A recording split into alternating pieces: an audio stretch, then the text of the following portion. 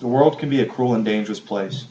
Being able to protect yourself is not a luxury, but a right, and if we're not careful, it is a right we can lose. Dr. Susan Gracia and her family had gone to a local diner for lunch. As they sat there enjoying their lunch, a madman had taken his truck and drove it through the front window of the diner. At the time, Dr. Gracia and her family had no idea what was about to take place. At the age of 21, Dr. Susan Gracia was given a handgun by a friend. The same friend had showed her how to use it. Usually the firearm would be kept in her purse, but due to recently passed laws by our legislator, she was no longer allowed to do so legally. So she left it 100 feet away in her parked car. The door on the truck that just crashed into the diner opened, and the driver stepped out and started methodically shooting people. Dr. Susan Gracia and her family hit the floor, turning the table on its side and trying to take cover. As the shooter turned his back to them, her father felt he had a chance to do something and lunged at the attacker. But the attacker seen him coming and shot him in the chest, killing him. Dr. Susan Gracia sat there helplessly, wishing she had her gun. A lot of people may think that she would have made the situation worse, but at least she would have had a chance.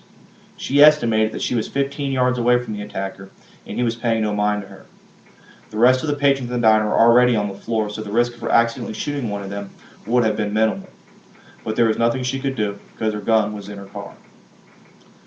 Shortly after her father was shot, a man busts out a window in the back of the diner, and Dr. Gracia seen a way to escape. She grabbed her mother's hand and went for the exit, but her mother would not go. She would not leave her husband. As the mother got to her father's side, the attacker turned and shot and killed her. A day that was supposed to be a simple lunch turned into a tragedy. Dr. Susan Gracia's state has gun control laws. Those laws did not stop that man from getting a firearm and killing her family.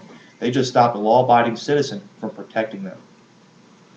Different countries throughout the world provide examples of wide ranges of gun control.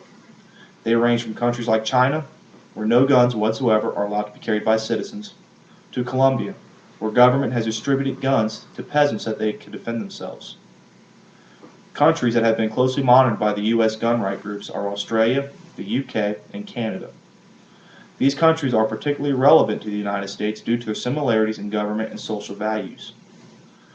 These countries have imposed restrictive gun laws that include registration and handgun bans.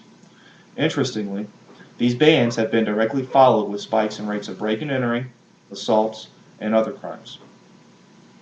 A 1998 study by the U.S. Department of Justice found that there were 40% more muggings in England, and burglary rates were almost 100% higher than in the United States.